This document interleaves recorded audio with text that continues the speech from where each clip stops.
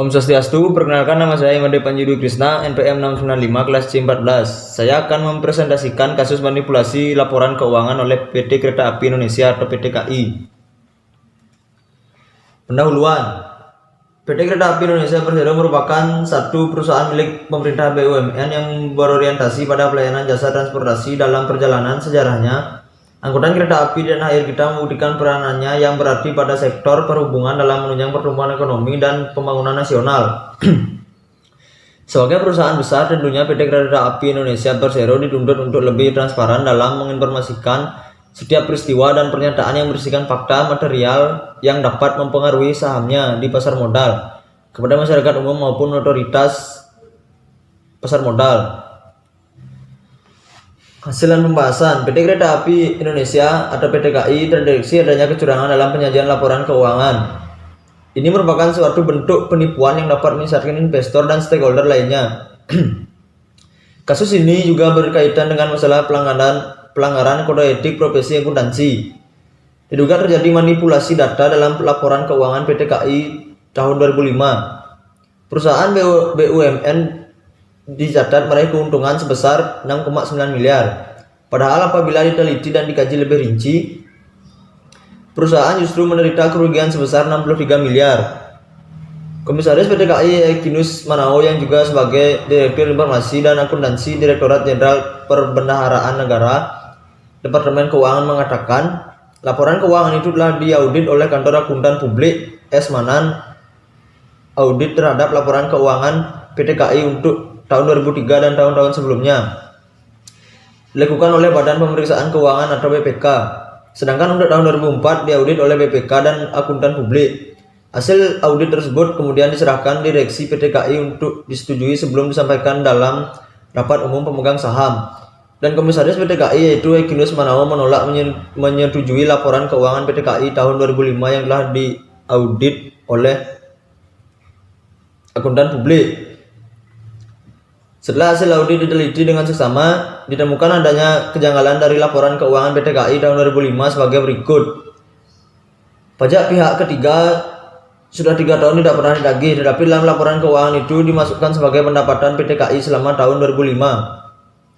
Kewajiban PT KAI untuk membayar surat ketetapan pajak atau SKP pajak tambahan nilai atau PPN sebesar 95,2 miliar yang diterbitkan oleh Direktorat Jenderal Pajak pada akhir tahun 2003 disajikan dalam laporan keuangan sebagai piutang atau tagihan kepada beberapa pelanggan yang seharusnya menanggung beban pajak itu.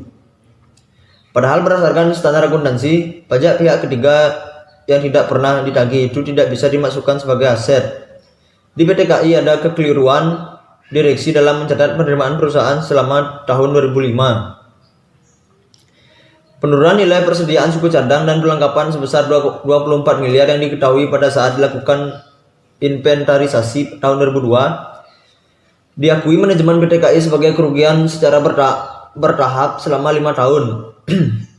Pada akhir tahun 2005 masih tersisa saldo penurunan yang belum dibebankan sebagai kerugian sebesar 6 miliar yang seharusnya dibebankan kepada seluruhnya dalam tahun 2005. Bantuan pemerintah yang belum ditentukan statusnya dengan modal total nilai kumulatif sebesar 674,5 miliar dan penyertaan modal negara sebesar 70 miliar oleh manajemen PT KAI disajikan dalam neraca per 31 Desember 2005 sebagai bagian dari utang.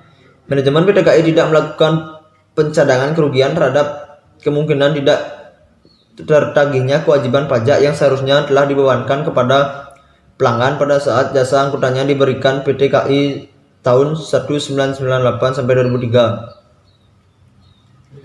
Pada kasus manipulasi laporan keuangan PT Kereta Api Indonesia atau PT KAI menunjukkan bagaimana proses tata kelola yang dijalankan dalam suatu perusahaan dan bagaimana peran-peran dari tiap organ pengawas dalam memastikan penyajian laporan keuangan yang menggambarkan keadaan keuangan perusahaan yang sebenarnya. Pada kasus PT KAI berawal dari perbedaan pandangan antara manajemen dan komisaris, khususnya ketua komite audit, di mana komisaris menolak menyetujui dan menandatangani laporan keuangan yang telah diaudit oleh auditor eksternal.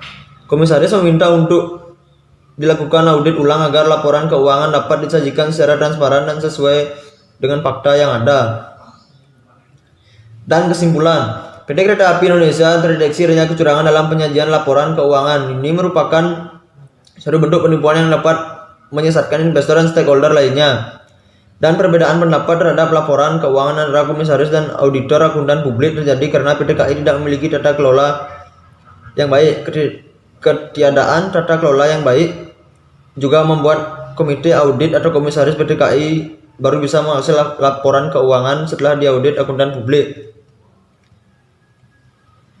Kaitan dengan materi yang telah dibahas, jika dikaitkan dengan materi pembelajaran pada akuntansi manajemen semester 4 ini, kasus ini sangat berhubungan dengan materi bab 1, yaitu akuntansi dan perilaku etis dan pelaporan informasi biaya kualitas. Karena dalam materi ini terbukti adanya akuntansi dan perilaku etis dan pelaporan informasi biaya kualitas.